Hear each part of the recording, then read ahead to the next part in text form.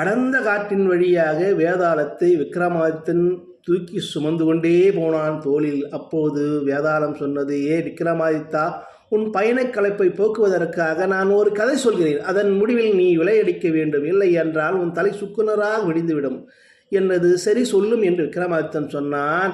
ஒரு மலை கிராமத்தின் நடுவில் ஒரு குடிசையில் இரு தம்பதியருக்கு மகனாக ஒரு குருடன் இருந்தான். அவன் வாழுங்காலத்தில் இசையால் அந்த கிராமத்தையே கட்டி போட்டான். அந்த இசையின் அனைவரும் மகிழ்ந்தார்கள், மயங்கினார்கள். அத்தருணத்தில் அந்த கிராமத்திற்கு ஒரு முனிவர் விஜயம் செய்கிறார்.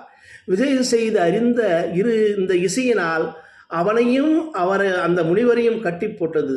இரு தம்பதியருக்கு சொல்லுகின்றார், உன் மகனுக்கு யாராவது உற்ற தோழனாகவோ இல்லது உடன் பிறந்தவராக இருக்கின்ற உயிரை பாதி ஆயுள் அவருக்கு கொடுத்தால் பூரண கண் குணமாகும்.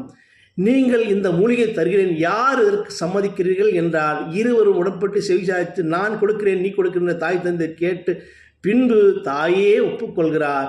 அந்த மூலிகை கண்ணில் விடுகிறார். அந்த கண் தெளிவாக தெரிகிறது. இதில் ஒன்றுவென்றால் இந்த முனிவர் ஒரு விஷயத்தை மறைத்து விடுகிறார்.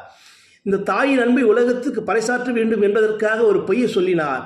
ஆனால் அது சாதாரண மூலிகைதான். இது குணமடைந்த கண் பார்வை வந்து திகைத்து போனான் அந்த குருடன். தாய் தந்தையரை மலைத்தான், கண்ணீர் மல்கினான். ஆனால் அடுத்த காலமே அவன் பெரிய ஞானியாக மாறினான். அந்த ஊரில் இருக்கக்கூடிய அவைக்களத்திற்கு போனான். இசையால் மன்னனை கட்டி போட்டான். இசை மேதையானான்.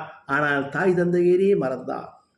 இந்நிலையில் இருக்கின்ற போது இதற்கு இப்போது சொல் விக்ரமாதித்தா, இதற்கு தாய் குற்றவாளியா, பார்வை கொடுக்க வந்த அந்த முனிவன் குற்றவாளியா, இந்த குருடன் குற்றவாளியா, கண்ணை பெற்றவன், இதில் யார் குற்றவாளி என்று சொல்லும் என்று வேதாளம் கேட்டது. விக்ரமாதித்தன் சொன்னான், தாயின் அன்பு என்பது இயல்பானது. தன்னை அறியாமல் தாயின் தியாகம் வெளிப்படும். முனிவர் என்பது பொய்யல்ல. அவர் இந்த சமூகத்திற்கு மக்களுக்கு செய்ய வேண்டும், நல்லதொரு காரியத்தை செய்ய வேண்டும் என்பதற்காக முனைந்தார். ஆனால் இந்த நன்றி கெட்டவன், இந்த மனிதன் குருடனே, இவன்தான் நன்றி கெட்டவன், விசுவாசம் இல்லாதவன், பிழை செய்தவன் அவனே. அவனுடைய செயல் வீழ்ச்சி பின்வரும் காலத்தில் நடக்கும் என்றது. இவன்தான் குற்றவாளி, இருவரும் குற்றவாளி இல்லை. தாயின் அன்பை உலகத்திற்கு பறைசாற்ற வேண்டும் என்பதற்காக முனிவன் எடுத்த முடிவு நியாயமானது. முனிவன் உலகிற்கு நன்மை செய்ய வேண்டும் என்று எடுத்த முடிவு நல்லதானது. ஆனால் அனைத்து சுகபோகங்களோடு நலிந்து போய் அரசவையே வீழ்த்து கிடத்தானே, கேடுகட்ட குருடனேதான் என்று சொன்னது. சபாஷ் என்றது விக்ரமாதித்தன். ஓடியது. நானும் இந்த கதை சொல்லி